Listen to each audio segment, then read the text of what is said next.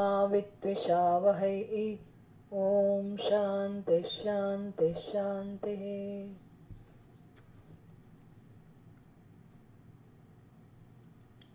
ओम सदाशिवसमारंभां शंकराचार्यमध्यमाम् अस्मदाचार्यपर्यन्तां वन्दे गुरुपरम्पराम्। शङ्करं शङ्कराचार्यं केशवं बादरायणं सूत्रभाष्यकृतौ वन्दे भगवन्तौ पुनः पुनः।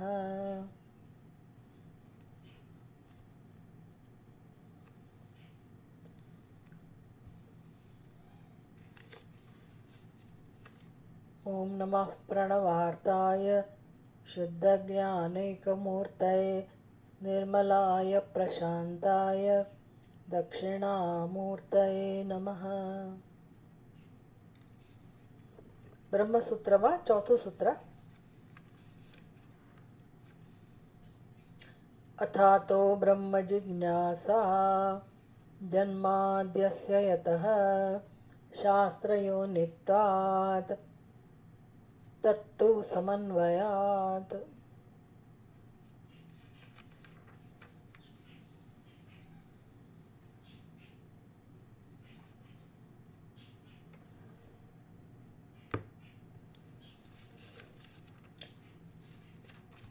તો ભાષ્યકારે બહુ સુંદર રીતે સિદ્ધ કર્યું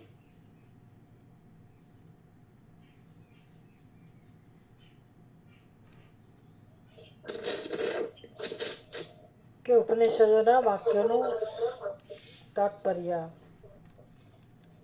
કેવળ અને કેવળ આત્મજ્ઞાન પ્રદાન કરવાનું છે। ઉપનિષદના વાક્યોમાં ક્યાંય કોઈ જગ્યાએ કર્મ કે ઉપાસનામાં એનો વિનિયોગ શક્ય નથી। એને કહેવાય તત્તુ સમન્વયાત।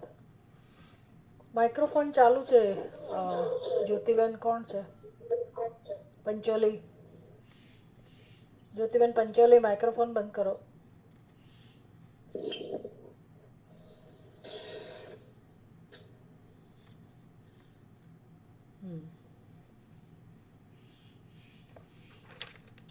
એટલે મુખ્ય જે બધા પૂર્વ પક્ષ છે એનું ખંડન કરવામાં આવ્યું, એમને સારી રીતે સમજાવવામાં આવ્યું કે તમે જે પ્રકારે અર્થઘટન કરો છો કે ઉપનિષદના વાક્યો એટલે કે વેદાંતની અંદર જે વાક્યો છે, જે ઉપદેશ છે, એનો પણ કર્મમાં કે ઉપાસનામાં ઉપયોગ કરવાનો અને તો જ મોક્ષ પ્રાપ્ત થાય, આવું જ અર્થઘટન છે એ યોગ્ય નથી, એ સમજાવવામાં આવ્યું।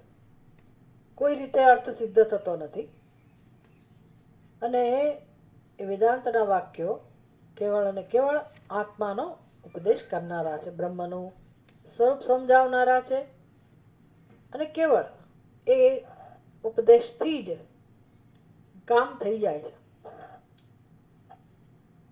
કારણ કે જેવું બંધનનું સ્વરૂપ હોય એને અનુરૂપ જ ઉકેલ હોય, આ હંમેશા યાદ રાખવાનું છે।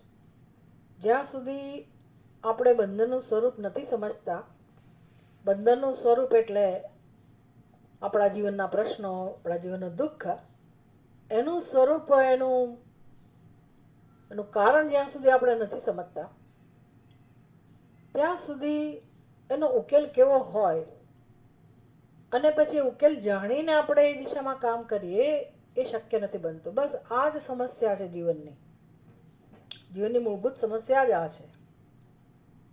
આમ જોવા જાવ તો એટલું બધું સરળ છે આ ઉપદેશ, ઉપનિષદનો ઉપદેશ બહુ જ સુંદર અને અત્યંત સરળ છે, પણ જો સમજાઈ જાય તો હવે એટલું સમજતા જ જન્મો નીકળી જાય છે કે આપણા દરેક પ્રશ્નો, કોઈ પણ સ્તરના પ્રશ્નો કેમ ના હોય, છેવટે તો બધાનું મૂળ એક જ સાબિત થાય છે, પોતાના સ્વરૂપનું અજ્ઞાન। આ સ્વીકારતા જ આપણને જન્મો નીકળી જાય છે। આપણો અહંકાર, આપણા રાગ દ્વેષ, આપણું વ્યક્તિત્વ એટલું જટિલ બની ગયું છે, અનાદિકાળથી આ અજ્ઞાનની આરાધના થાય છે, અજ્ઞાનની ઉપાસના થાય છે। એને કારણે આપણે કોઈ રીતે આ વસ્તુ સમજવા તૈયાર નથી થતા, સમજવા માગતા નથી અને સમજી શકતા નથી છેવટે. એટલે પહેલાં તો અજ્ઞાન સમજીએ તો ઘણું બધું કામ થઈ ગયું. પછી વાંધો નથી, પછી તમને દિશા મળી જાય છે. જે માણસને જે દિશામાં જવું હોય અને રસ્તો ના મળે ત્યાં સુધી આમથી આમ અથડાયા કરે, કૂટાયા કરે. આવો અનુભવ લગભગ હું માનું છું બધાને થતો હશે.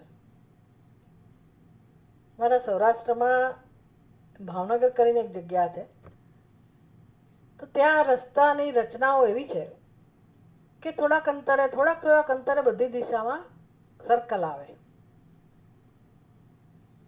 હવે આમ તો બહુ સરસ ડિઝાઇન છે એ જમાનાની.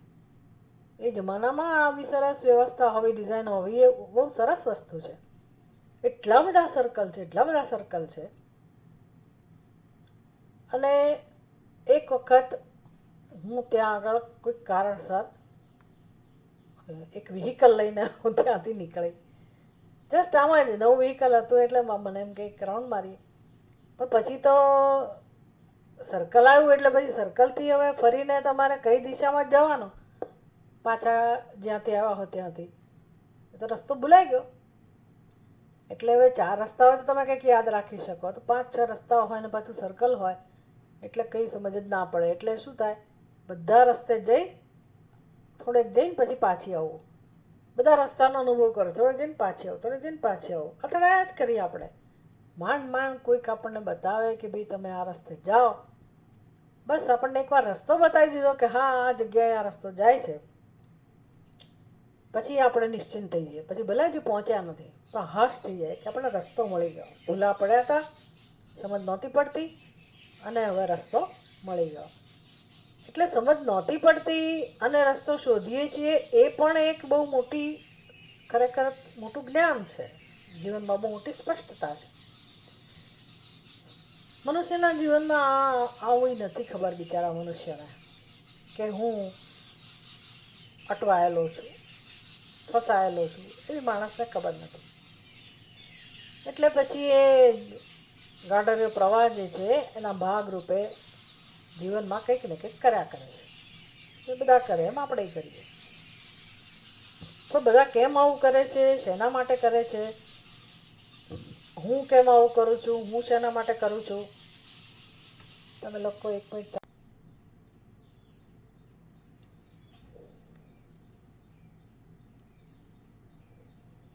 એટલે આપણે ચર્ચા કરતા હતા કે આપણા જીવનમાં મૂળભૂત સમસ્યા જો આપણે સમજી જઈએ, આપણે સ્વીકાર કરીએ. સાચી સમજ એ જ સ્વીકાર છે. સાચી સમજ ના હોય ત્યાં સુધી એ પ્રશ્નનો સ્વીકાર નથી. એટલે પછી અનેક બહાના આપણા જીવનમાં હોય. સત્સંગ નહીં કરવાના, અધ્યયન નહીં કરવાના, નથી સમજાવ્યું ત્યાં સુધી. સમજાઈ જાય પછી વાંધો નહીં, રસ્તો મળી જાય આપણને કે આ જ ઉકેલ હોય. એટલું બધું અઘરું છે સમજવું, કારણ કે કેટલા બધા આપણે જોઈએ છીએ કે આ કર્મકાંડ વિભાગ, મીમાંસક લોકો, વૈશેષિકા, નૈયાયિકા, શૂન્યવાદી, કેટલા બધા મતવાદીઓ છે. બધા સંપ્રદાયોની પાછળનું એક જ કારણ છે કે મૂળભૂત સમસ્યા એ લોકો સમજી નથી શક્યા. એટલે એમને જે કરવું હોય, એમને જે ઉપાય જણાય એ જ પ્રકાર અર્થઘટન કરે ઉપનિષદોના વાક્યોનું. બધા માટે પ્રમાણ તો શાસ્ત્ર જ છે, વેદ જ છે, કોઈ પણ સંપ્રદાય માટે. વેદની બહારના છે એને લોકો સ્વીકાર નથી કરતા, એને નાસ્તિક કહેતા હોય છે. ભગવાનમાં માનો છો કે નહીં માનો છો એની સાથે સંબંધ નથી. આપણી સમજ એવી હોય કે ભગવાનમાં જે માને છે એ આસ્તિક કહેવાય અને ભગવાનમાં જે નથી માનતા એને નાસ્તિક કહેવાય. એ આપણી સમજ છે. પણ આસ્તિકની વ્યાખ્યા એ છે કે જે શાસ્ત્રમાં માને છે, વેદમાં માને છે, એને પ્રમાણ તરીકે સ્વીકારે છે.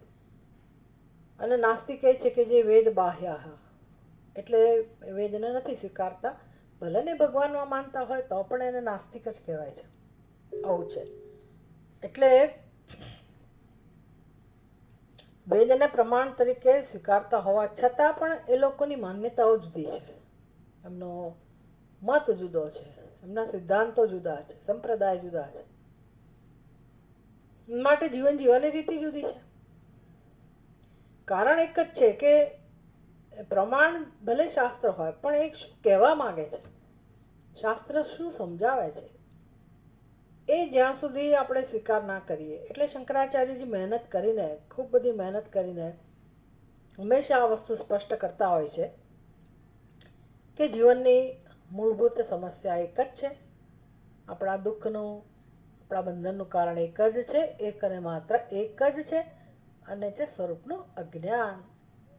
અને માટે બંધનમાંથી મુક્ત થવાની જેને ઈચ્છા છે, દુઃખમાંથી મુક્ત થવાની જેની ઈચ્છા છે, એના માટે એક જ ઉપાય છે કે પોતાના સ્વરૂપનું જ્ઞાન પ્રાપ્ત કરે. સ્વરૂપનું જ્ઞાન પ્રાપ્ત કરવા માટેનું સાધન પ્રમાણ શાસ્ત્ર છે. એટલે આત્માવારે દ્રષ્ટવ્ય, પછી આત્માના દર્શન, આત્માનું જ્ઞાન એ ઉપાય છે, પણ કેવી રીતે જ્ઞાન પ્રાપ્ત કરવું એના માટેની વિધિ છે, શ્રવણ મનન નિધિધ્યાસન વગેરે. અને એના માટે કેમ જીવન જીવવું, કેમ આપણને કોઈકની જરૂર પડે જીવનમાં, અને કેવી રીતે ગુરુના શરણે જવું, આ બધું આપણને શીખવવામાં આવે છે. પણ જો અજ્ઞાન પ્રશ્ન છે, બંધનનું કારણ અજ્ઞાન છે, બંધનનું આ સ્વરૂપ અજ્ઞાન એ જ બંધનનું સ્વરૂપ છે, એ ન સમજાય જ્યાં સુધી, ત્યાં સુધી જ્ઞાન માટે મનુષ્ય પ્રામાણિકપણે પોતાની નિષ્ઠાથી, પોતાના રસથી, પોતાની સંમતિથી, પોતાના સામર્થ્યથી એ માણસ અજ્ઞાન દૂર કરવા પ્રયત્ન કરતો નથી. ભલે ને પછી એ સત્સંગ કરતો હોય, નિયમિત સત્સંગ કરતો હોય તોય શું, પણ એને લાભ નથી મળતો. એનો અહંકાર ઘણીવાર, એને ખબર નહીં હોવાને કારણે એનો અહંકાર વધારે દ્રઢ થતો હોય, એવું બને ખબર ના હોય તો. એટલે એ સત્સંગનું પ્રયોજન, અધ્યયનનું પ્રયોજન એક જ છે, પોતાના સ્વરૂપનું અજ્ઞાન કેમ દૂર થાય. કોઈ પંડિત બનવા માટે અધ્યયન નથી. હા, તમે પંડિત બની જાઓ એ જુદી વાત છે, અધ્યયન કરતાં કરતાં આપણે પંડિત બની જઈએ જુદી વાત છે, પણ પ્રયોજન પંડિત બનવું એ નથી કે દુનિયાને પ્રભાવિત કરવી, લોકોને પ્રભાવિત કરવા, એ પણ પ્રયોજન નથી. પ્રયોજન એક જ છે, અંતઃકરણ મનમાં શાંતિ ઉત્પન્ન થાય, આત્માનું દર્શન થાય અને જીવન સફળ બને. એટલે અજ્ઞાન એક જ સમસ્યા હોય તો સ્વાભાવિક છે કે પછી ઉપનિષદના વાક્યો, જે ઉપનિષદ એટલે કે વેદાંત જે છે, વેદનો અંત ભાગ, જેને જ્ઞાનકાંડ કહીએ છીએ, એ કેવળ આવા અધિકારીને ધ્યાનમાં રાખીને છે કે જેને હવે જ્ઞાન પ્રાપ્ત કરવું છે, તેવા જિજ્ઞાસુને બોધ આપવા માટે છે. માટે અહીંયા કોઈ જ એ જિજ્ઞાસુ પાસે કે એવા શિષ્ય પાસે કે એવા સાધક પાસે કોઈ પ્રકારના કર્મની કે ઉપાસનાની અપેક્ષા નથી. હવે મનુષ્ય છીએ, શરીર છે, કર્મના સંસ્કાર છે જ, જીવન જીવવા માટે કર્મની જરૂર પણ છે, તો કંઈ શાસ્ત્ર એવા કર્મો કરવાનો ના પણ નથી પાડતું. આપણી એક રુચિ હોય, આપણો એક અભ્યાસ હોય ઉપાસના કરવાનો, તો ઉપનિષદ એની પણ ના નથી પાડતું. જે દેવી દેવતામાં આપણે માનતા હોઈએ, જે આપણા ગુરુ હોય, જેમાં પણ આપણને શ્રદ્ધા હોય, જે રીતે જીવન જીવતા આવ્યા છીએ ભલે જીવન જીવીએ, એની ના નથી, પણ અજ્ઞાન દૂર કરવું હોય તો વેદાંતના વાક્યોને સમજવા પડે. અને મોક્ષ તો આ સમજથી જ પ્રાપ્ત થાય છે. એ એક અંદર સ્પષ્ટતા થઈ જવી જોઈએ. જે આપણા કર્મો છે, આપણું જીવન છે, એમાં ભલે જે સંસ્કાર હોય આપણા ધર્મના, જે ધર્મમાંથી આવતા હોઈએ, જ્યાં પણ જે વ્યવસ્થામાંથી આપણે આવતા હોઈએ, એનો કોઈ વિરોધ નથી. એમાં શ્રુતિને કોઈ કહેવાનું નથી એમાં કોઈ પરિવર્તનની જરૂર નથી. એટલે આપણે આપણું જીવન આનંદથી જીવી શકીએ. કશું છોડી દેવાની વાત પણ નથી હોતી. તમે જ્યાં જે કરતા હો, જેની સાથે જોડાયેલા હો, એમાં રહો. પણ અજ્ઞાન દૂર કરવું હોય, અજ્ઞાન દૂર કરવું જ જોઈએ, એ સમજ આવવી જોઈએ. અને અજ્ઞાન દૂર આ વેદાંતના અધ્યયનથી જ થાય. એટલે એના માટે શ્રદ્ધા હોવી જોઈએ, એના માટે અધ્યયન માટે. અને એનું અર્થઘટન જે શંકરાચાર્યજી આપણને સમજાવી રહ્યા છે કે ભાઈ આ તત્વ સમન્વય સૂત્ર એ શેને સમર્પિત છે?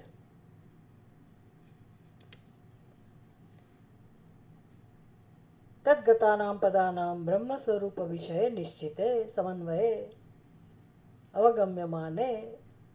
કેટલું સરસ કહું. તદ્ગતાનામ પદાનામ, તદ્ગતાનામ પદાનામ એટલે બ્રહ્મ સ્વરૂપને સમજાવનારા વાક્યો. જ્યારે એનાથી બ્રહ્મ સ્વરૂપ નિશ્ચિત થાય છે, એનો સમન્વય પણ બધા ઉપનિષદનો કર્યા પછી પણ સમજી શકાય છે કે હા, દરેક ઉપનિષદનું કહેવું એક જ છે કે જીવ અને ઈશ્વર એવા કોઈ ભેદ નથી. જે છે તે બ્રહ્મ જ છે, ઈશ્વર જ છે.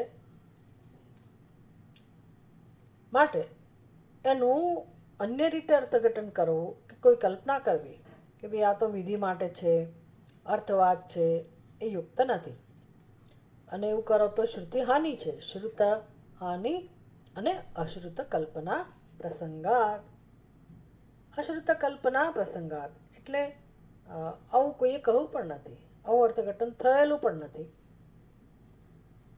અને એમાં દોષ છે. ન ચ તેષામ, હું 146મા પાના ઉપર હું ભાષ્ય વાંચું છું. ન ચ તેષામ કર્તૃ સ્વરૂપ પ્રતિપાદન પરતા અવસીયતે. એટલે ભાષ્યકાર સ્પષ્ટ કરે કે જો ઉપનિષદના વાક્યો ક્યારેય કર્તાને સમર્પિત નથી, કર્તૃત્વને સત્યતા આપતા નથી. કર્મ અને ઉપાસના તો કર્તૃત્વ વગર થાય જ નહીં. એટલે તમે એમ કહેતા હો કે આ વાક્યનો ઉપયોગ કર્મમાં કરવાનો છે, તો કર્મ તો કરતા વગર થાય નહીં. એટલે આ જે વાક્ય છે કર્તૃ સ્વરૂપ પ્રતિપાદન તત્પરતા ન અવસીયતે, એનું તાત્પર્ય કર્તાને સમજાવવાનું છે જ નહીં. કર્તૃ સ્વરૂપ પ્રતિપાદન પરતા એટલે કર્તૃત્વને સત્યતા આપનારા આ વાક્યો નથી, કર્તૃત્વને સમજાવનારા વાક્યો નથી. ત્યારે એ વાક્ય શું છે? કર્તૃત્વનો બાદ કરનારા. કર્તૃત્વ કેવી રીતે પ્રગટ થાય છે આપણા જીવનમાં? અહમ કરતા, અહમ ભોગતા. અહમ કરતા એટલે શું? કેવી રીતે હું કરતા સિદ્ધ થઉં છું? હું આત્માને કરતા કઈ રીતે માનું છું? કોઈ પણ વ્યક્તિ પોતાને કરતા કઈ રીતે માને છે?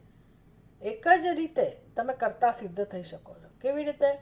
એક તો આ દેહમાં અહમભાવ હોય, દેહથી કર્મ થતું હોય, ત્યારે જ હું કરતા કહેવાઉં. એટલે કે શરીરથી, હાથ પગથી, ઇન્દ્રિયોથી જે એના કાર્ય છે, આંખોનું કાર્ય છે જોવું, કાનનું કાર્ય છે સાંભળવું, અને જ્યારે હું એ બધામાં અહમભાવ ધરાવું, એને સત્યતા આપું, ત્યારે જ હું કરતા સિદ્ધ થઉં છું. તો ઉપનિષદ તો શું કહે છે? ઉપનિષદ બૃહદારણ્યક ઉપનિષદ કહે છે તત્કેન કમ પશ્યેત. હવે એ તમારે આખું બૃહદારણ્યક જોવું પડે. એનો મંત્ર 2, 4, 13 એ આખો મંત્ર લેવો પડે.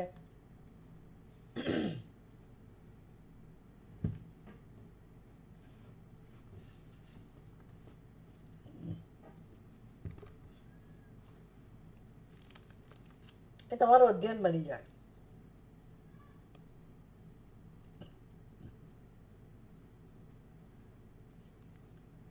બીજો અધ્યાય,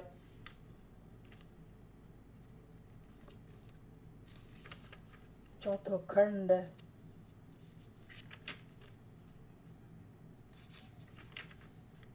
તમારી પાસે મંત્ર પુષ્પમ પુસ્તક હોય તો તમે એ જોઈ શકો.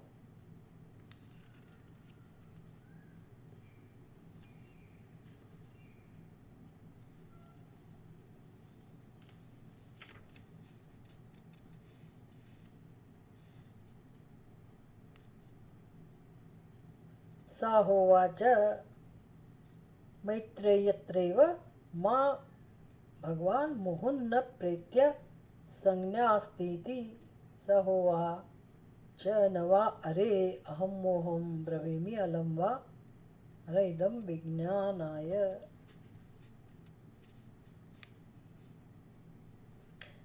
એમાં ખરેખર તો યત્ર હિ એમાં 2 4 13 લખ્યું છે, પણ આમ તો એના પછી છે. યત્ર હિ દ્વૈતમ ઇવ ભવતી. શું કહે છે યાજ્ઞવલ્ક્ય મુનિ મૈત્રેયને કહે છે કે યત્ર હિ દ્વૈતમ ઇવ ભવતી, કે જ્યારે તમે દ્વૈત ઉત્પન્ન કરો છો, દ્વૈત ઉત્પન્ન એક જ રીતે થાય અધ્યારોપથી. દ્વૈત ઉત્પન્ન ના થઈ શકે, શક્ય જ નથી દ્વૈતની ઉત્પત્તિ. એટલે હવે ભગવાને જ્યારે સર્જન કર્યું ત્યારે એ જ પોતે પુરુષ બની ગયો ને એ જ પોતે સ્ત્રી બની ગયો, બધું કરવું પડ્યું. પણ બનવા ખાતર બની ગયો, ખરેખર બન્યો નથી, બની જ શકે એવું નથી. શું કરે, વિભાગ ઉત્પન્ન થઈ શકે એવું જ નથી એની અંદર. એટલે આપણી બુદ્ધિમાં જે દ્વૈત છે એ કાલ્પનિક છે.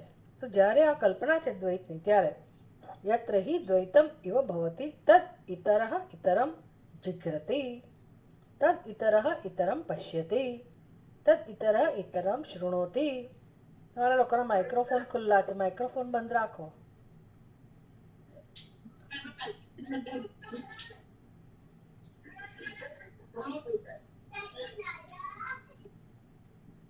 રમાબાનું છે, રમાબાનું માઇક્રોફોન ખુલ્લું છે.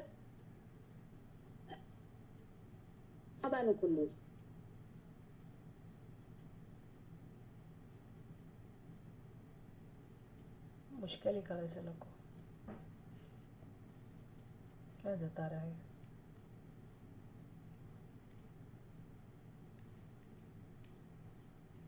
ઉપનિષદ કહે છે કે ભાઈ જ્યારે દ્વૈત છે ત્યારે જ ઇતરઃ ઇતરમ જિઘ્રતિ, ઇતર ઇતરમ પશ્યતિ, ત્યારે જ આ વ્યવહાર શક્ય છે. વ્યવહાર શક્ય છે એટલે સમજવાનો કે દ્વૈત બુદ્ધિ છે. એટલે હું જોઉં છું, સાંભળું છું, સૂંઘું છું, આવો વ્યવહાર. કે ભાઈ હું જેને જોઉં છું એ મારા કરતાં ભિન્ન જ હોય, તો હું જોનાર, હું સાંભળનાર. જ્યારે યત્ર વા અસ્ય સર્વમ આત્મૈવ અભૂત, જે વ્યક્તિએ આ જ્ઞાન પ્રાપ્ત કર્યું એને સમજાઈ ગયું કે ખરેખર તો જે છે તે પરમાત્મા છે, બ્રહ્મ જ છે.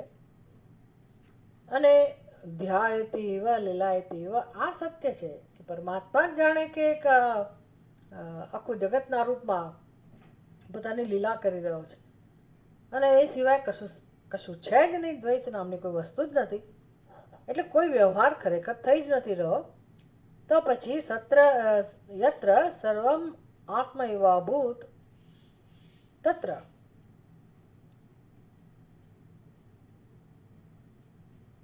તત્ કેન કમ જિગ્રેત, કેન કમ પશ્યેત, કેન કમ શૃણુયાત, કેન કિમ અભિવદેત, કેન કમ મન્વીત.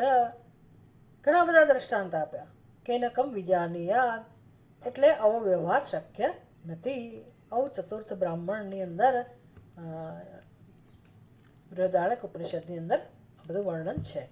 એટલે શું કામ આ બધું ભાષ્યકાર કહે છે કે ભાઈ જુઓ, આત્મજ્ઞાનનું ફળ તો એવું છે કે જ્યાં દ્વૈત બુદ્ધિ રહેતી જ નથી, એટલે કે કર્તૃત્વ સિદ્ધ થતું જ નથી.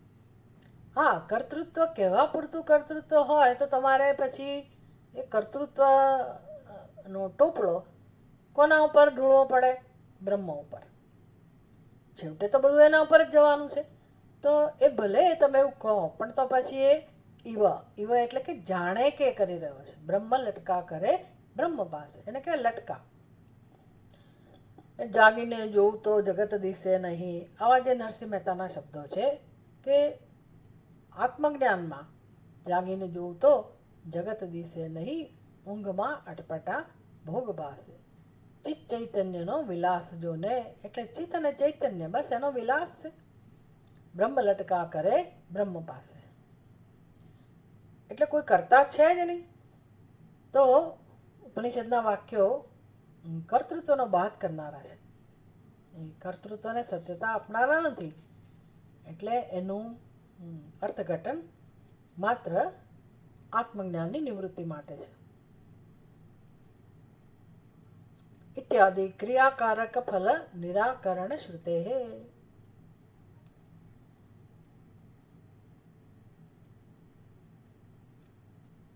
નિરાકરણ શ્રુતે હે, ત્યાં ર ઉમેરવાનો છે. નિરાકરણ શ્રુતે હે. ભાઈ આ બધા વાક્યો તો શું કરે છે? ક્રિયા કારક ફલ. હવે કરતા જ નથી તો એના બાળ બચ્ચાનો નાશ થઈ જ જાય ને. કરતા જ નથી રહેતો, ભાઈ વ્યવહારમાં પિતા માતાનો નાશ થઈ જાય, એના સંતાનો હોય એ જુદી વાત છે.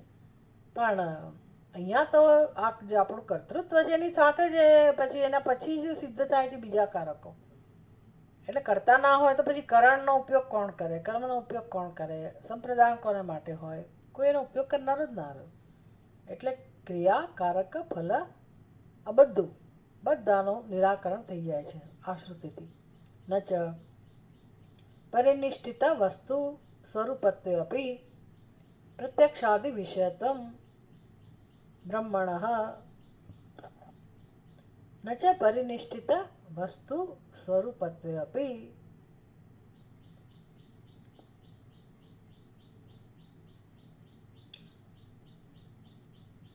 સિદ્ધ વસ્તુ છે બ્રહ્મ, માટે પરિનિષ્ઠિત વસ્તુ સ્વરૂપત્વે અપી. બ્રહ્મા તમે એવું કહો કે ભાઈ જગતના વિષયો જેમ પરિનિષ્ઠિત એટલે શું? સિદ્ધ. ક્યાં બાત હે.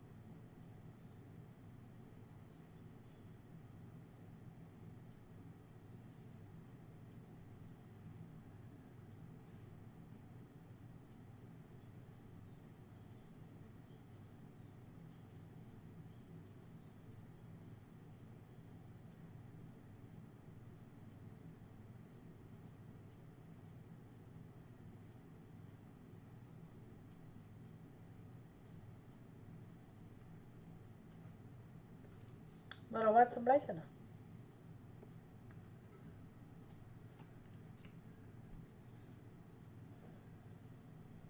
હું માનું છું તમને મારો અવાજ સંભળાય છે. અવાજ નથી આવતો?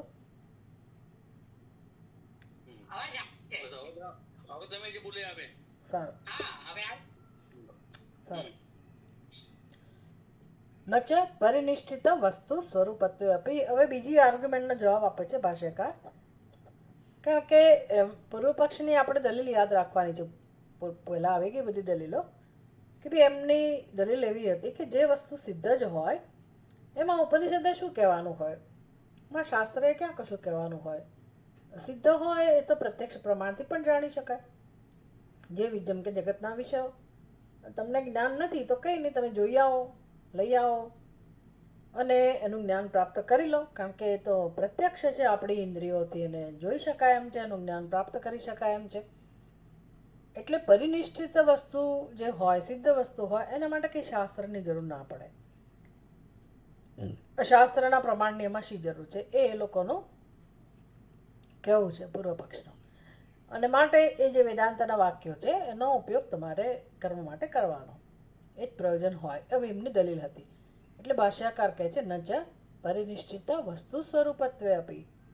ભલે બ્રહ્મ સિદ્ધ હોય પણ બ્રહ્મણત્વ બ્રહ્મણ પ્રત્યક્ષાદિ વિષયત્વમ ન.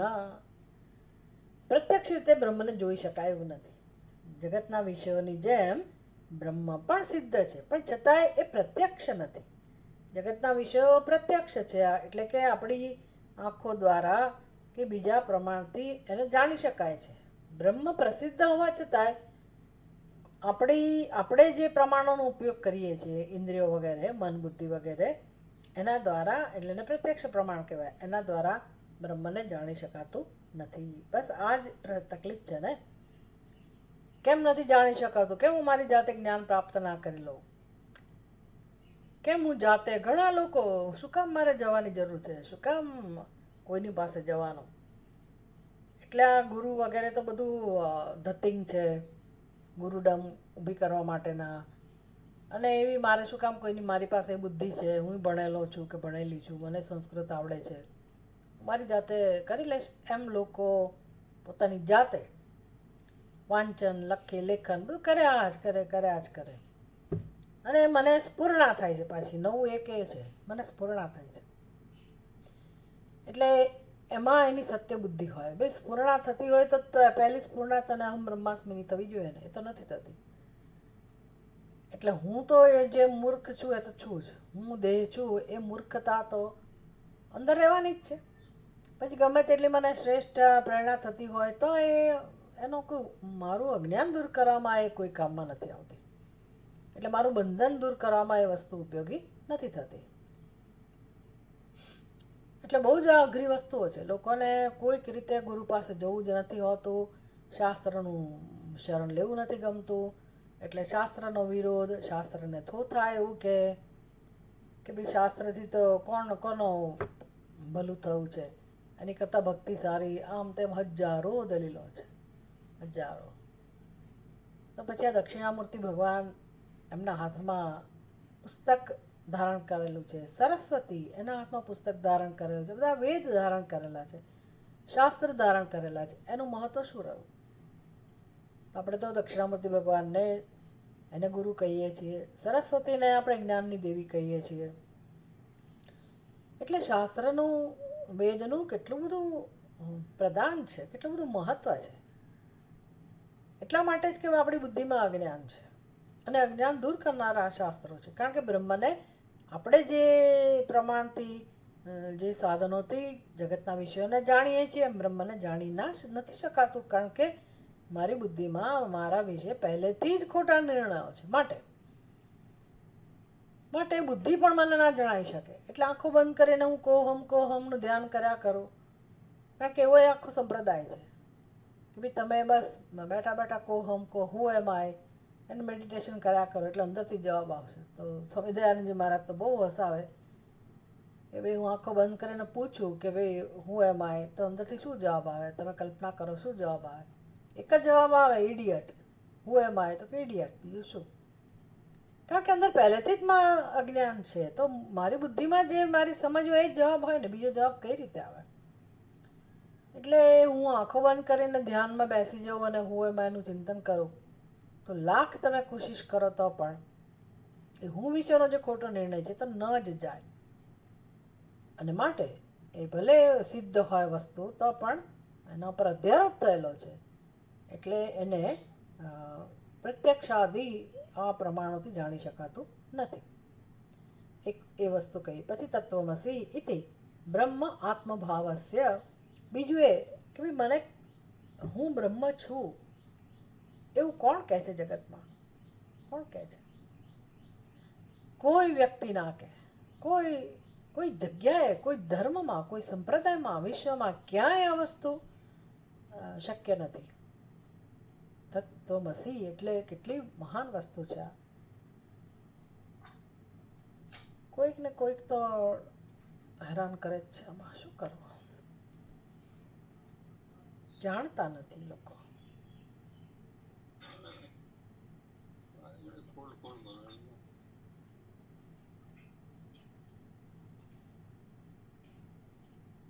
તમને રસ ના હોય તો ના તમે ભાગ લો. શું કામ અમને તકલીફ આપો છો?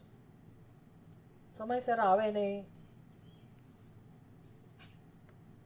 હજી કોઈનું માઇક્રોફોન ખુલ્લું છે, બંધ કરો.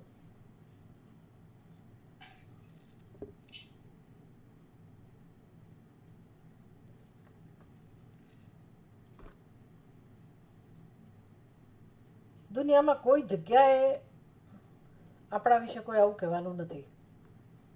આપણને તો આપણા માટે કોઈ માન છે જ નહીં. જે છે એ તો ઘમંડ છે, અહંકાર છે. એ તો અજ્ઞાનમાંથી જન્મેલી વસ્તુ, ખોટી વસ્તુઓ છે. પણ આપણે આપણા સ્વરૂપનો તો આદર કરતા જ નથી. ઘમંડ જેટલો વધારે એટલો આપણે સ્વરૂપનો વધારે અનાદર કરીએ છીએ. આ બધી ખબર નથી આપણને. એટલે ઘમંડને આપણે બહુ પ્રેમ કરનારા છીએ પોતાની મહાનતાના ખ્યાલોમાં. પણ એ બધી મહાનતાનું નિમિત્ત આપણી બુદ્ધિ કે આપણી ઉપાધિના ધર્મો, એ બધું છે એ આપણે સમજતા નથી. કે મારું ભણતર આવું છે, કે મારી પાસે આટલી બધી બુદ્ધિ છે, એનું અભિમાન છે આપણને. એને આદર આપીએ છીએ. એની વાત નથી આ. આત્માને આપણે આદર નથી આપતા. અને આત્માની જે સુંદરતા છે, જે પરાકાષ્ઠા છે, સા કાષ્ઠા સા પરાગતિ, એટલે જે આત્માનું સૌંદર્ય છે, આત્માનું જે સ્વરૂપ છે, પૂર્ણતા, સુંદરતા, જે કહેવું હોય તે, મહાનતા, આ બધું ઉપનિષદ એકમાત્ર કહેનારું છે. શું કામ ઉપનિષદ શાસ્ત્ર આવું કે આપણને? આપણે તો મૂર્ખની જેમ ભટકીએ છીએ, દુઃખી છીએ, પોતાનો તિરસ્કાર કરીએ છીએ, કેવું જીવન જીવનારા છીએ. કેટલી હદે આપણે પોતાની જાતને નીચે ઉતારી પાડેલી છે. એવા અભિપ્રાયો છે આપણા માટે. તો શ્રુતિ શું કામ કે ભાઈ તું શિવ સ્વરૂપ છે, તું પૂર્ણ સ્વરૂપ છે? ખાલી સારું લગાડવા કહે શ્રુતિ આપણને? શું કામ કહે? શું મેળવવું છે ને આપણી પાસેથી? આટલી સરસ વસ્તુ શ્રુતિ એક જ કહેનારી છે, અને આપણને એમાં રસ નથી. આશ્ચર્ય છે. અને જગતમાં કોઈ મને આવું કહેનારું નથી કે હું કોણ છું. બધા વખાણ કરે તો એ કામ ચલાવો, એનાથી શું વળવાનું? એટલે કોઈ આવો ઉપદેશ કરનારું, પોતાના સ્વરૂપની સત્યતા પ્રગટ કરનારું જગતમાં કોઈ જ નથી. અને જ્યાં સુધી હું એ સમજું નહીં મારા સ્વરૂપને, ત્યાં સુધી મારું અજ્ઞાન જાય એવું નથી. એટલે મારા આવા અત્યંત પરમ સ્વરૂપને સમજાવનાર શ્રુતિ જ છે. કઈ રીતે સમજાવે છે? તત્વમસી ઇતિ બ્રહ્મ આત્મભાવસ્ય. બે આત્મા જ બ્રહ્મ છે. તત્વમસી, તું બ્રહ્મ છે. આવું શાસ્ત્ર મંતરેણ અનવગમ્ય માનત્વાત. શાસ્ત્ર સિવાય આપણને આવું કોઈ સમજાવતું નથી. માટે ઉપનિષદના વાક્યો, વેદાંતના વાક્યો એ પૂર્ણ બ્રહ્મની ઘોષણા કરનારા છે. એ દ્વારા આપણું અજ્ઞાન દૂર કરીને ખરેખર આપણને મોક્ષ અપાવનારા છે. હવે તમારો જે આગ્રહ છે કે કંઈક કરવું જ જોઈએ, શાસ્ત્ર આપણને કંઈક કહે તો જ આપણું કલ્યાણ થાય, એવું તમે માનતા હો, તો કહે છે યત્તુ હેય ઉપાદેય રહિતત્વાત ઉપદેશ અનર્થક્યમ ઇતિ. બે આ શાસ્ત્રના વાક્યો કશું આપણને કરવાનું કહેતા નથી, એટલે નકામા છે. ભાઈ તો કહે, શાસ્ત્ર તો કહે કે ભાઈ તત્વમસી. જેમ માંડુક્ય ઉપનિષદ કહે છે, અનાદિમાયા સુપ્ત એષ જીવ. અનાદિકાળથી આ જીવાત્મા અજ્ઞાનની નિદ્રામાં સૂતેલો છે. અને જ્યારે શાસ્ત્ર પાસે કોઈ જીવ જાય છે ત્યારે શાસ્ત્ર કહે છે કે તમે સંસારી ન હસી, તું સંસારી નથી. આટલું સરસ ઉપદેશ આપે છે. તમ પૂર્ણસી, તમ બ્રહ્માસી. તો આ માણસ સ્વીકારવા તૈયાર નથી થતો કે ભાઈ બસ આટલું જ સરળ હોય. આવું કે આવી રીતે મોક્ષ મળી જાય આવું જાણવાથી? કંઈક કહો તો, કંઈક કરવાનું કહો તો મને સમજાય, પછી મોક્ષ મળવો જોઈએ, આમ ના મળવો ના જોઈએ. એટલે કર્મના સંસ્કાર છે, એટલે એ એવું જ માને કે ભાઈ કંઈક તો કરવું જ જોઈએ. ઉપનિષદના વાક્યો કંઈક કરાવતા જ હોવા જોઈએ. આટલો સરળતાથી મોક્ષ મળે નહીં. આવી દલીલ છે. યત્તુ હેયોપાદે રહિતત્વાદ. બે આ વાક્ય તો કે તમને કશું કરવાનું કહેતા નથી. વેદાંતના વાક્યો, ઉપનિષદના વાક્યો માટે કે બહુ એટલા બધા મહત્વના નથી. આવી દલીલ છે. અનર્થક્યમ ઇતિ.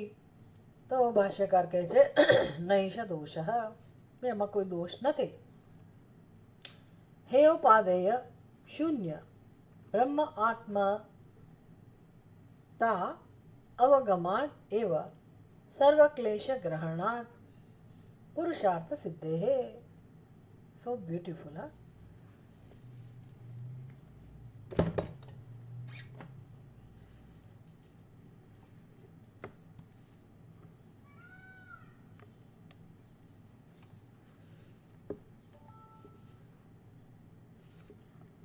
हेयोपादेय शून्य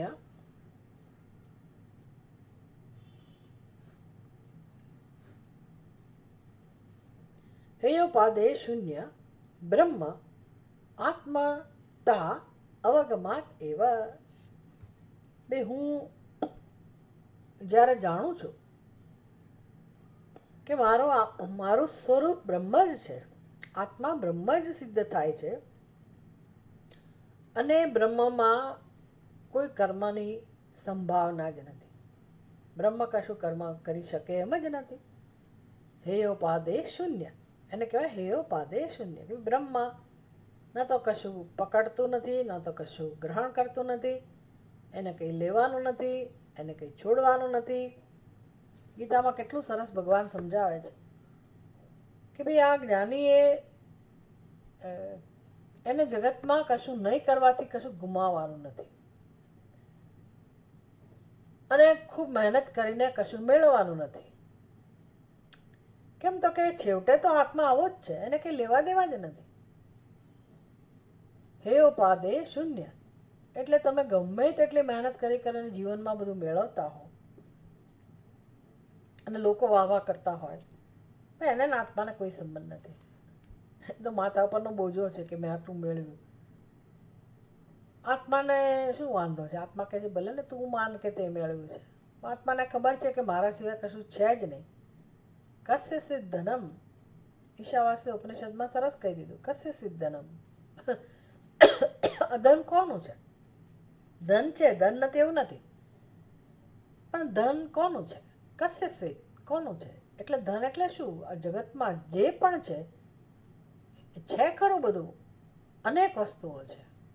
ઐશ્વર્ય છે પરમાત્માનું, છે એને જેવું છે તેવું છે. એ ના તો કોઈનું બનતું નથી, કોઈ પોતાનું બનાવી શકતું નથી, અને બસ એ આવું જ છે. અને આત્માને એનાથી ન કર્મણા વર્ધતે નો કનીયાન.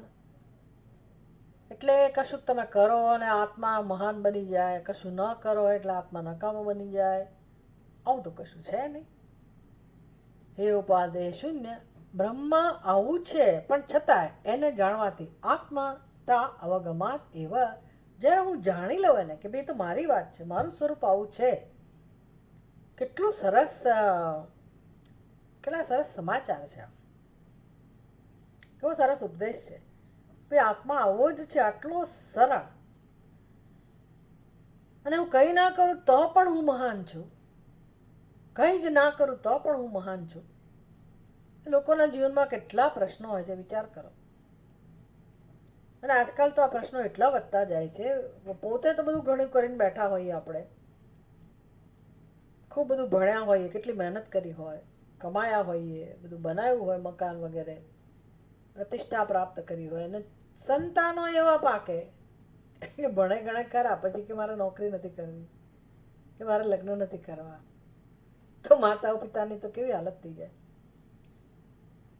એટલે કેટલું ટેન્શન થતું હોય છે માતા પિતાને. અને માની લો કે કોઈ ભણ્યું જ ના હોય તો એનું તો હાલત જ ખરાબ હોય. હું નકામો કે હું નકામી. અંદર પોતાના માટે એટલો બધો ખરાબ અનુભવ થતો હોય, પોતાની અંદર હીનતાનો અનુભવ થતો હોય કે અરે રે અમારો જન્મ નકામો ગયો, કેમ તો કે અમે કશું ભણ્યા નહીં. કોઈ એવું માને કે મારો જન્મ નકામો ગયો, કેમ તો કે લગ્ન ના થયા. પોતાના ના થયા હોય એટલે પોતાનું જીવન નકામું, પોતાના ઘરના એટલે કે સ્વજનોમાંથી કોઈ એવું હોય તો એની ચિંતા થાય, એનું દુઃખ થાય, અરે અરે બિચારાનું જીવન કેવું ગયું. આમાં સંસાર છે, વારંવાર પ્રશ્નો છે જીવનમાં. અને અહીંયા તો કહે છે કે ભાઈ આત્માને આની સાથે કોઈ સંબંધ જ નથી. આટલું જો જાણી લઈએ કે મારી વાત છે, મારું સત્ય છે, તો પછી સંસારના પ્રશ્નો છે કોના પ્રશ્નો છે? આપણા પ્રશ્નો નથી રહેતા, બનાવેલા છે આપણે એને પ્રશ્નોને પોતાના હાથે કરીને. શું કહીએ, પગ ઉપર કોહાડો મારે, હાથે કરીને બધું પોતાના ઉપર દોષનો ટોપલો ઉડાડેલો છે, અધ્યારોપ કરેલો છે. એટલે જેમ જેમ જીવનમાં આ બધું સમજાતું જાય કે આમાંની કોઈ વસ્તુ મને નથી સ્પર્શતી, કોઈને નથી સ્પર્શતી. કોઈ દુઃખી થતું હોય, રડી રડીને બિચારું ઠેકાણે થઈ ગયું હોય, તો એનો આત્મા સચ્ચિદાનંદ સ્વરૂપ જ છે, અસંગ સ્વરૂપ જ છે. વિચાર કરો. એટલે એવું નથી કે હું મારા સ્વરૂપને જાણીને હું મુક્ત થઈ જાઉં, પણ મારા સ્વજનો તો દુઃખી ને. ભાઈ કોઈ દુઃખી નથી જગતમાં, કોઈ એવું ખરેખર દુઃખી છે જ નહીં, એવું આ જ્ઞાન છે. કારણ કે આત્માને કશું સ્પર્શતું જ નથી.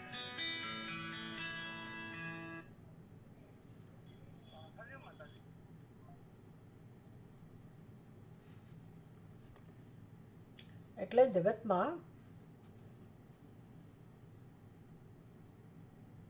કોઈ ખરેખર એવી પરિસ્થિતિનો ભોગ બન્યું હોય વ્યવહારિક સ્તરે, આપણે એને મદદ કરવાની હોય, બધું જ હોય, પણ પારમાર્થિક સત્ય આ છે એ શીખવાનું છે કે નથી હું દુઃખી, કે નથી જગતમાં કોઈ ખરેખર કોઈનો આત્મ સ્વરૂપ આવા બંધનમાં નથી, આવા બંધનનો અનુભવ કરી શકે એમ જ નથી. કારણ કે હે ઉપાદેય શૂન્યત્વાદ, અને એ જ મારો આત્મા છે. ઇતિ અવગમાત એવ, આવું જાણીએ એટલી જ વાત છે. સર્વ ક્લેશ પ્રહાણાત, બધા જ દુઃખમાંથી, સર્વ દુઃખમાંથી આપણે મુક્ત થઈ જાય છે. એટલે એ પુરુષાર્થ સિદ્ધે, પુરુષાર્થ સિદ્ધે હે, જે આપણી ઈચ્છાથી પૂરી થઈ જાય છે એનું પુરુષાર્થ સિદ્ધિ. કૃતકૃત્યતા એટલે કે જે દુઃખમાંથી મુક્તિ માટે આપણે પ્રયાસ કરતા હતા એમાં સફળતા મળી ગઈ જાણવા માત્રથી. વિચાર કરો, પહેલું તો ખૂબ મહેનત કરો અને પછી રાહ જોઈને બેસો કે ક્યારે ફળ મળે. કર્મ ઉપાસનામાં બધામાં એવું હોય, લાગેલા જ રહીએ શ્રદ્ધાથી, નિષ્ઠાથી ખૂબ મહેનત કરીએ અને એમ પછી કહીએ કે ભાઈ આટલું બધું મહેનત કરીને હવે ભગવાન ફળ આપશે. મળે ખરું ફળ, પણ એ સંસારની સિદ્ધિ છે.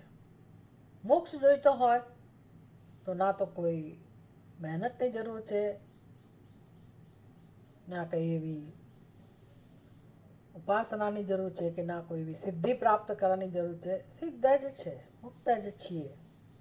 જાણવાનું છે, જાણવાથી જ આપણને ફળ મળી જાય છે. પેલું તો રાહ જોવી પડે. અહીંયા તો જાણવા માત્રથી મને દુઃખમાંથી મુક્તિ પ્રાપ્ત થાય છે. દેવતાદિ પ્રતિપાદનસ્ય તુ સ્વવાક્યગત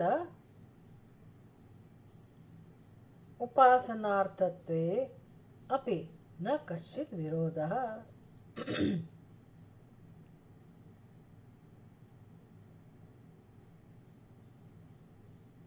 કદાચ કોઈ વાક્ય એવા હોય ઉપનિષદની અંદર કે જે દેવતાના સ્વરૂપનું વર્ણન કરતા હોય, દેવતા આદિ પ્રતિપાદનસ્ય, દેવતા વગેરેનું પ્રતિપાદન કરતા હોય, અને સ્વવાક્યગત ઉપાસનાર્થત્વેપી, અને એ દેવતાનું વર્ણન જે કર્યું હોય એ પોતે જે ઉપાસના કરી રહ્યો હોય એને ધ્યાનમાં રાખીને વર્ણન હોય કદાચ કોઈ વાક્યનું, તો પણ ન કશ્ચિત વિરોધ, વેદાંતને એમાં કોઈ વિરોધ નથી. પરંતુ બ્રહ્મણઃ ન તો તથા બ્રહ્મણઃ ઉપાસના વિધિશેષત્વમ સંભવતી. એનાથી કંઈ બ્રહ્મનું જ્ઞાન એ જાણે કે એક વિધિ હોય, વિધિનો ભાગ હોય એવું સિદ્ધ થતું નથી. એટલે કે બ્રહ્મનું વર્ણન છે અંદર, અને એ તમે જાણી લો અને પછી પેલા દેવતાઓની જે ઉપાસના કરતા હતા એની જે વિધિ છે એ તમે ચાલુ રાખો અને તમને જે ફળ મળે એ ઉપાસનાથી ફળ મળે છે. બ્રહ્મનું જ્ઞાન તો એનું એક અંગ થઈ ગયો, આવું સિદ્ધ થતું નથી. નતુ તથા બ્રહ્મણઃ ઉપાસના વિધિશેષત્વં સંભવતી એકત્વે हेयपादे शून्यतया क्रियाकारकादि द्वैत विज्ञान उपमर्दन उपपत्तेः उपमर्दोपपत्तेः एकत्वे हेयोपादे शून्यतया બ્રહ્મ જ્ઞાન એટલે એકત્વનું જ્ઞાન. એકત્વનું જ્ઞાન પ્રાપ્ત થવાથી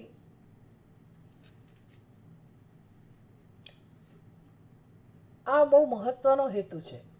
એકત્વનું જ્ઞાન થવાથી, એકત્વનું જ્ઞાન એટલે શું? તો કે જેમાં ક્રિયા કારક ફળ આવું બધું નથી ભાઈ. એકત્વનું જ્ઞાન એટલે શું? જેમ કે અત્યારે આપણી ઉપાધિમાં અનેક અંગો છે, અવયવો છે, પણ કયું અંગ તમારાથી ભિન્ન છે? આંગળીને હું કહો છો, અંગૂઠાને હું કહો છો, મસ્તકને હું કહીએ છીએ, આંખોને હું કહીએ છીએ, બધામાં એકત્વ જ રહેલું છે ને. ભલે દેખાવમાં અનેકતા હોય પણ આપણી બુદ્ધિ તો આખા શરીરમાં હું એક જ છું એવી જ છે. કોઈ વિભાગ તો છે નહીં. કોઈ વિભાગ ઉત્પન્ન કરી શકાય એવું જ નથી કે મારી જીભ કચરાઈ ગઈ તો હવે હું દાંતને હું થપ્પડ મારું. કેમ એવું કર્યું? એવું આપણે કરવાના નથી, કારણ કે દાંતે હું છું, જીભે હું છું. અને એકત્વ, આમ આખા બ્રહ્માંડમાં એકત્વ જે રહેલું છે એને જ્યારે આપણે જાણી લઈએ, એનું જ્ઞાન થાય.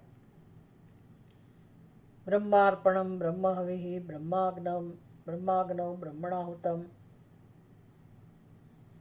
એટલે જ્યાં બધું બ્રહ્મ જ છે સિદ્ધ થાય, પછી કોણ કરતા, કયું કર્મ, કયા દેવતા, કોને ધ્યાનમાં રાખીને આહુતિ આપવાની, આવું કશું સિદ્ધ જ નથી થતું. હે ઉપાદે શૂન્યત્વાદ, બ્રહ્મની અંદર આવું શક્ય જ નથી. જે કારક વગેરે દ્વૈત વિજ્ઞાન હતું એનો તો નાશ થઈ જાય છે. ક્રિયાકારક આદિ દ્વૈત વિજ્ઞાન ઉપમર્દોનપત્તેઃ, બે બુદ્ધિ જ જતી રહે છે કે હું કરતા છું. હું કરતા હોઉં તો પછી પ્રશ્ન થાય કે હું કંઈક કર્મ કરું. કર્મ કર્યા પછી શેનાથી કર્મ કરું, કરણની જરૂર પડે. ક્યારે કર્મ કરું, કેવી રીતે કરું, અનેક પ્રશ્નો જન્મે. પણ જ્યારે બ્રહ્મમાં આવું કર્તૃત્વ જ સિદ્ધ નથી થતું, ક્રિયાકારક આદિ દ્વૈત વિજ્ઞાન, આવું જે દ્વૈતનું જ્ઞાન હતું એનો જ નાશ થઈ જાય છે. કર્મ રહે છે ચાલુ, પણ સર્વમાં અહંભાવ છે. જેમ આપણી ઉપાધિમાં વિવિધતા છે છતાંય સર્વત્ર એકત્વનો જ ભાવ છે, જ્ઞાન છે કે હું જ છું. એમ સત્ય એક જ છે કે હું બ્રહ્મ છું. તો એમાં કરતા કોણ, કર્મ કોણ, આવા કોઈ વિભાગ કે આવું કોઈ દ્વૈત રહેતું નથી. અને મારે શું પ્રાપ્ત કરવાનું, કોણ કોને પ્રાપ્ત કરે? હે ઉપાદે શૂન્યતયા, બ્રહ્મમાં આવું બધું સંભવ નથી. અને સર્વ કંઈ બ્રહ્મ છે એવું જ્ઞાન થયું પછી આ તમે કહો છો કે ભાઈ આ અહમ બ્રહ્માસ્મિ કે તત્વમસી એ વિધિનો ભાગ છે, એ કેવી મજાક કહેવાય. એટલે એવું અર્થઘટન શક્ય નથી. નહીં એકત્વ વિજ્ઞાનેન ઉન્મથિતસ્ય દ્વૈત વિજ્ઞાનસ્ય પુનઃ સંભવઃ અસ્તિ. ભાઈ જ્યારે તમે સ્વપ્નમાંથી જાગી ગયા અને અમે સ્પષ્ટ થઈ ગયું કે ભાઈ સ્વપ્નમાં જે કંઈ અનુભવ થયો એ સત્ય નથી, નહોતો. કેમ? તો કે હું એક જ છું. સ્વપ્નમાં અનેકતા હતી, પણ જાગ્યા પછી ખબર પડી કે હું એક જ છું. એમાં જાગ્રત અવસ્થા પણ સ્વપ્ન સમાન જ છે એ જ્યારે સમજાઈ જાય તો એકત્વ વિજ્ઞાન એના ઉન્મથિતસ્ય, જેને આ બુદ્ધિમાં સમજાઈ ગયું બી આ દ્રષ્ટા પણ હું છું, દ્રશ્ય પણ હું છું, દર્શન પણ હું છું. તો પછી હવે એ ફરીથી એમાં દ્વૈત ભાવ ઉત્પન્ન કરવો શક્ય નથી. રહસ્ય સમજાઈ ગયું પછી હું બધાથી ભિન્ન છું કે હું જીવ છું એવી કલ્પના શક્ય નથી. યેન ઉપાસના વિધિશેષત્વમ બ્રહ્મણઃ પ્રતિપદ્યેત. જ્ઞાન થયા પછી પણ હજી હું ઉપાસના માટે તૈયાર થઈ જાઉં, ઉપાસના શરૂ કરું, આવું શક્ય નથી. યદ્યપિ અન્યત્ર વેદવાક્યાનાં વિધિસંસ્પર્શમંતરેણ પ્રમાણત્વં ન દૃષ્ટં તથાપિ આત્મવિજ્ઞાનસ્ય ફલપર્યંતત્વાत् તદ્વિષયસ્ય શાસ્ત્રસ્ય પ્રામાણ્યં શક્યં પ્રત્યાખ્યાતુમ.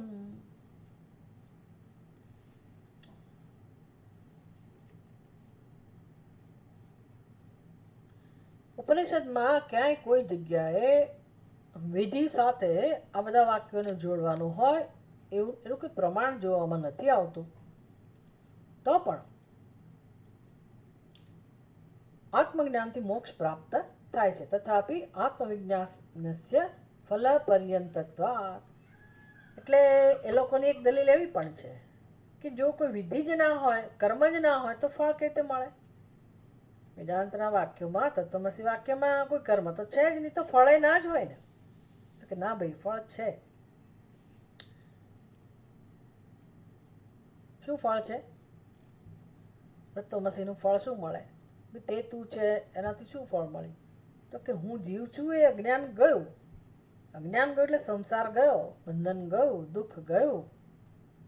જન્મો જન્મોથી જે દુઃખ હતું અને રખડતા હતા આપણે, ભટકતા હતા ભવાટવીમાં, એનો અંત આવ્યો. એટલે એનું ફળ છે.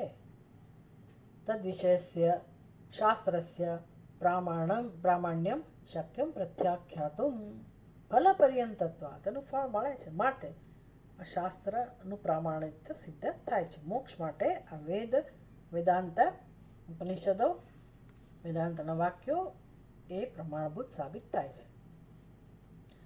ન ચ અનુમાનગમ્યમ શાસ્ત્ર પ્રામાણ્યમ. બે આ અનુમાનની વાત નથી.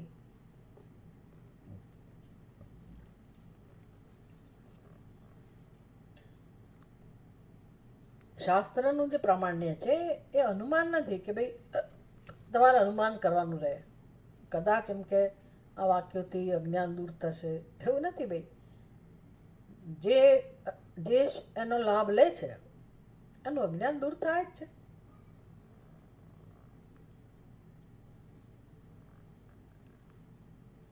અનુમાન ગમ્ય નથી કે તમારે એના માટે કે દ્રષ્ટાંતની જોવાની જરૂર પડે. યેન અન્યત્ર દ્રષ્ટમ નિર્દર્શનમ અપેક્ષેત. ભાઈ અમને બતાવો કે કોનું અજ્ઞાન દૂર થયું. દ્રષ્ટાંતની જરૂર નથી. તમે તમારું અજ્ઞાન દૂર કરો, તમે પોતે જ દ્રષ્ટાંત બની જાઓ. અને ગીતામાં તો ભગવાન કહે છે, બહવઃ જ્ઞાન તપસા પૂતાઃ મદભાવમ આગતાઃ.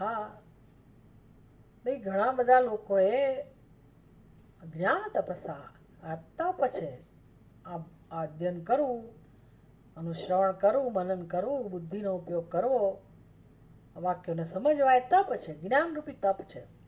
અને પછી પોતાનું અજ્ઞાન છે એને પણ સમજવું, એ ખોટા વિચારોને, ખોટી સમજને દૂર કરવી મહાન તપ છે. મહાનમાં મહાન. આનાથી ચડિયાતું કોઈ તપ નથી. આવું જે તપ છે એનાથી બહવઃ જ્ઞાન તપસા પૂતાઃ, એ વિદ્વાનો, જિજ્ઞાસુઓ બધા પવિત્ર બની ગયા. મદભાવમ આગતઃ, અને મારા સ્વરૂપને પ્રાપ્ત થયેલા છે. તસ્માત સિદ્ધમ બ્રહ્મણઃ શાસ્ત્ર પ્રમાણકત્વમ. આનાથી સિદ્ધ થાય છે કે બ્રહ્મ શાસ્ત્ર પ્રમાણક છે. બ્રહ્મણઃ શાસ્ત્ર પ્રમાણકત્વમ. બ્રહ્મણઃ શાસ્ત્ર પ્રમાણકત્વમ એટલે શાસ્ત્ર દ્વારા હું બ્રહ્મ છું જ્ઞાન પ્રાપ્ત થાય છે. એટલે કે મારા સ્વરૂપને સત્યને જાણવા માટે શાસ્ત્ર પ્રમાણ બને છે. એટલે કે શાસ્ત્ર યોનિત્વાદ, એ શાસ્ત્ર દ્વારા હું બ્રહ્મનું જ્ઞાન પ્રાપ્ત કરી શકું. ત્યારે જ મને ખબર પડે છે કે મારું સત્ય શું છે. અને એ જ્ઞાન એવું છે કે શાસ્ત્રનું કારણ પણ બ્રહ્મ છે, એવું શાસ્ત્ર સમજાવે છે. એટલે આવું મહાન આ શાસ્ત્ર છે. અને એ સિદ્ધ થાય છે કે જન્માદ્યસ્ય યતઃ, જેમાંથી આ જગતનો જન્મ થયો છે, એટલે કે એ જ જગતનું કારણ છે, બ્રહ્મ જ જગતનું કારણ છે, આત્મા જ જગતનું કારણ છે. અને આત્મા કારણ છે એટલે શું? આત્મા એક જ છે અને સત્ય છે. બ્રહ્મ સત્ય છે અને એનું કારણ જગત છે એ માત્ર અધ્યારોપ છે, મિથ્યા છે. એ સમજી શકાય છે વેદ દ્વારા, શાસ્ત્ર દ્વારા. હવે આપણને આગળ અત્ર અપરમ પ્રત્યવતિષ્ઠન્તે,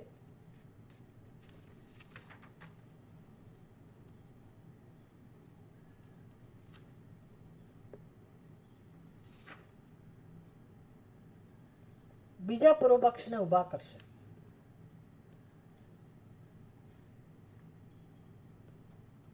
यद्यपि शास्त्र प्रमाणकम ब्रह्म तथापि प्रतिपत्ति विधि विषयतया एव शास्त्रेण ब्रह्म संपर्त्यते. હવે બીજી દલીલ કરે છે કે તમે ભલે આ વેદાંતના વાક્યોનો ઉપયોગ કર્મમાં ના કરો, ઉપાસનામાં ના કરો, પણ તમને બ્રહ્મનું જ્ઞાન તો ક્યારે થાય? તમે અમુક કર્મ કરો તો જ. એવો પૂર્વપક્ષ લઈ આવશે. એની ચર્ચા આપણે આવતીકાલે કરીશું. ઓમ પૂર્ણમદ પૂર્ણમિદમ પૂર્ણાત પૂર્ણમુદચ્યતે પૂર્ણસ્ય પૂર્ણમાદાય પૂર્ણમેવાવશિષ્યતે. ઓમ શાંતિ શાંતિ શાંતિ. હરિ ઓમ. શ્રી ગુરુભ્યો નમઃ. હરિ ઓમ.